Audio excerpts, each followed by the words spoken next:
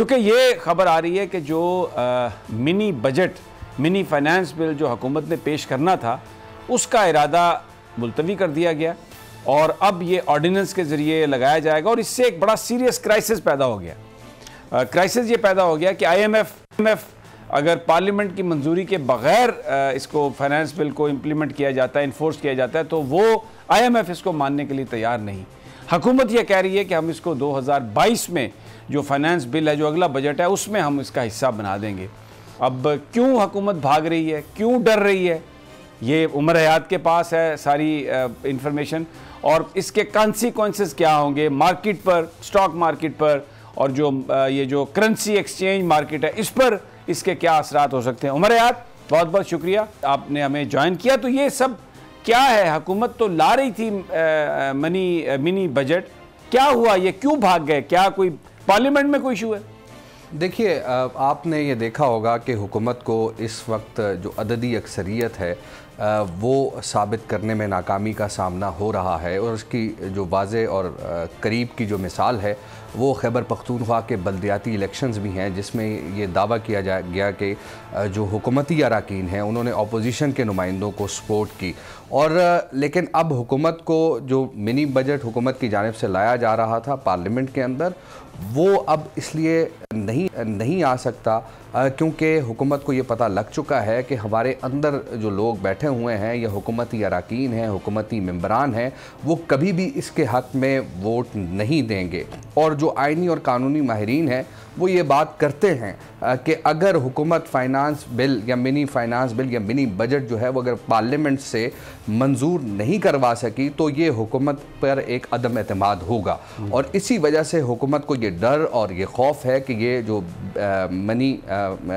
Bill या finance bill है ये पार्लियामेंट के अंदर नहीं लाया जाएगा, बल्कि जिस तरह गुज़िश्ता जो तीसरा टैक्स ला तरमीमी बिल हुकूमत की जानिब से सदारती आर्डिनेंस के ज़रिए लाया गया और अब जो चौथा टैक्स लॉ तरमीमी बिल है वो भी ऑर्डिनेंस के ज़रिए लाने की बात हो रही है। लेकिन IMF इसको मुस्तरद कर चुका है और IMF ने वाज़ेह तौर पर यह कहा कि अगर आप पार्लियामान से कानून साजी के ज़रिए इस बिल को मंजूर करवाते हैं तो ये हमें मंजूर है, सदारती आर्डिनेंस क्योंकि उसकी मुद्दत कम होती है वो हमें मंजूर नहीं है। जैसा कि आपने बात की कि जो फाइनेंस बिल 2022 में इसको एडजस्ट किया जाएगा, ये पाकिस्तान की जानिब से कहा जा रहा है, लेकिन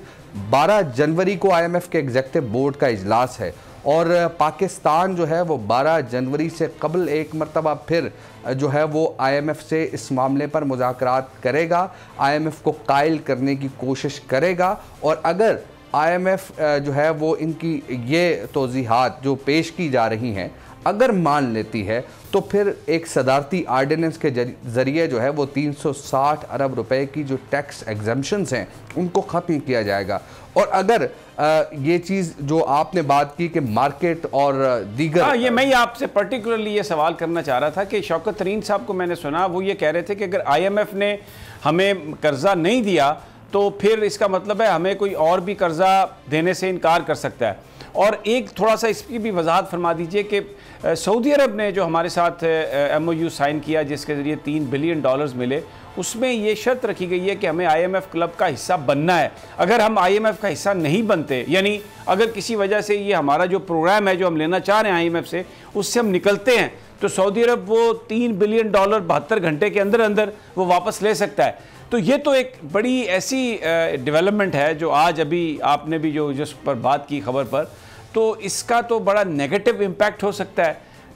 क्या समझते हैं आप, ये जो स्टॉक मार्केट है और जो करेंसी एक्सचेंज मार्केट है, इस पर इसका तो बहुत नेगेटिव असर नहीं होगा?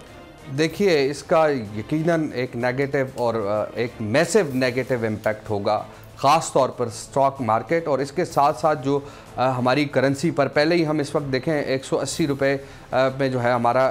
180 रुपये में हम डॉलर ख़रीद रहे हैं, पहले ही हमारी करेंसी इतनी डिवैल्यू हो चुकी है। अब अगर ये चीज़ सामने आ गई तो कल जो है वो यकीनी तौर पर मार्केट में भी जो है शदीद मंदी का रुझान होगा और ख़ास तौर पर जो सरमायाकार हैं वो सरमायाकारी करने से कतराएंगे, तो मार्केट जो है वो उसके अंदर एक अनसर्टेनिटी आ जाएगी। और दूसरा जो है वो एक्सचेंज रेट पर इसका बहुत बड़ा इम्पैक्ट पड़ेगा। और हम इससे पहले भी कह चुके हैं कि जो अगर IMF प्रोग्राम पर दस्तखत नहीं होते और IMF प्रोग्राम जितना तातुल का शिकार होगा, इससे जो है वो पाकिस्तान के रुपए की बेकदरी में जो है वो इजाफा होगा। अच्छा, इसमें एक जो वजह है कि जिसकी जो बताई जा रही है कि अरकान असम्बली वोट इसको शायद ना दें, क्योंकि जो मेंबरान हैं उन्होंने इलाके में वापस जाना है, वोटरों से उन्होंने वोट लेने हैं, इलेक्शन जीतना है, और ये 360 अरब रुपए की जो